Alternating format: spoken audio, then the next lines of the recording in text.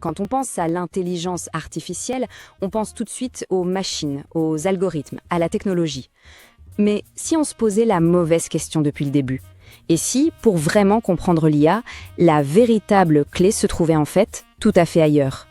La question n'est donc pas tant de savoir comment la machine fonctionne. Non, pour vraiment piger l'IA, il faut d'abord revenir à la base et se demander, au fond, c'est quoi l'intelligence?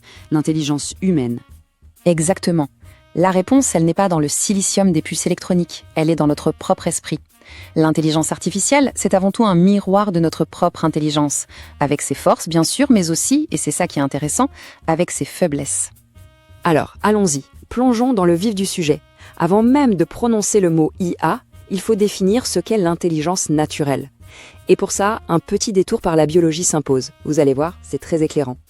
Cette phrase de Darwin, tout le monde la connaît, mais elle est fondamentale. Ce qu'il nous dit, c'est que la survie, ce n'est pas une question de muscles ou de force brute.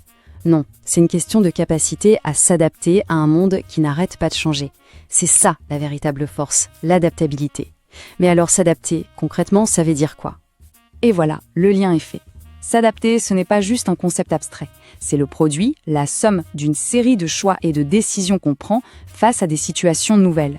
L'espèce la plus adaptable, au final, c'est tout simplement celle qui prend les meilleures décisions. Et c'est là qu'on touche au cœur du sujet. Si on regarde la plupart des définitions de l'intelligence, elles tournent toutes autour de ça. Apprendre, déduire, reconnaître des motifs, tout ça, ce sont des processus qui convergent vers un seul et même but, nous permettre de prendre une décision. C'est vraiment ça, le moteur de l'intelligence. Bien sûr, on sait aujourd'hui qu'il n'y a pas une seule intelligence, mais des intelligences multiples. La logique, le langage, la perception de l'espace, la conscience de soi. Mais ce qui est fascinant, c'est que toutes ces facettes, de la plus simple à la plus complexe, ne sont en fait que des outils. Des outils qui, à la fin, nous servent tous à une seule chose, faire des choix. Et c'est là que ça devient paradoxal. Si prendre des décisions est si central pour notre intelligence, et même pour notre survie, pourquoi est-ce que c'est si difficile? Pourquoi est-ce que c'est une source si fréquente de stress, d'anxiété, bref, un vrai casse-tête? C'est la question fondamentale en fait. On est littéralement programmé pour faire des choix en permanence, du plus trivial au plus important, et pourtant c'est un processus qui est souvent pénible. Parfois même, il nous paralyse complètement. La réponse est à la fois simple et un peu terrifiante. C'est l'incertitude. On ne connaît jamais à l'avance les conséquences réelles de nos décisions. On choisit toujours dans le brouillard, sans aucune garantie. Et c'est cette incertitude fondamentale qui est la source de toute notre angoisse quand il s'agit de décider. Alors comment on fait pour gérer cette incertitude?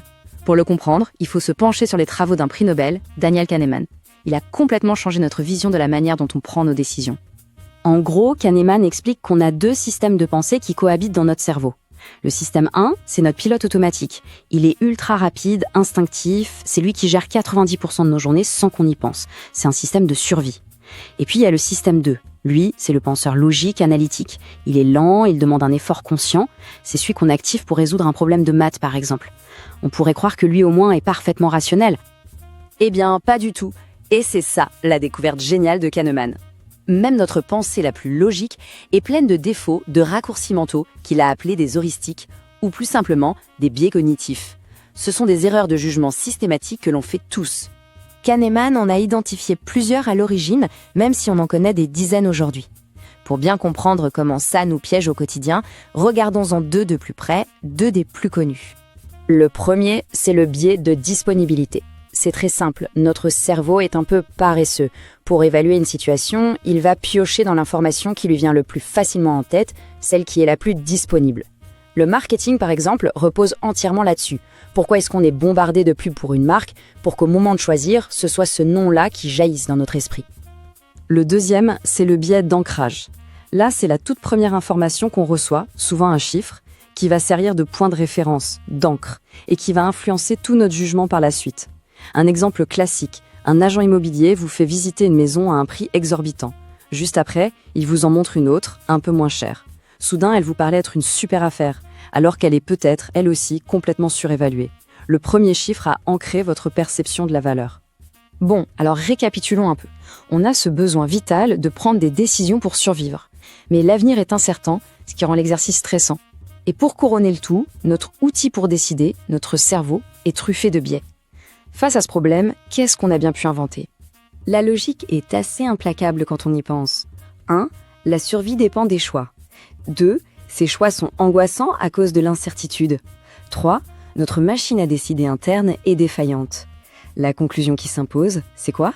C'est un désir profond, presque inconscient, de se débarrasser de ce fardeau, de le confier à quelqu'un ou à quelque chose d'autre. Et nous y voilà, c'est ça la véritable raison d'être de l'IA. Au-delà de la prouesse technique, l'intelligence artificielle, c'est avant tout la matérialisation de ce désir humain très profond, externaliser le poids écrasant de la décision. On a construit une machine pour porter ce fardeau à notre place, en espérant secrètement qu'elle le fasse mieux que nous, et surtout sans angoisse. Et ça nous laisse avec une question assez vertigineuse pour la suite. En créant un outil pour nous libérer du poids de nos propres choix, on ouvre la porte à un avenir où l'on pourrait finir par douter de notre propre jugement, de notre propre capacité à décider. C'est une idée qui mérite qu'on y réfléchisse.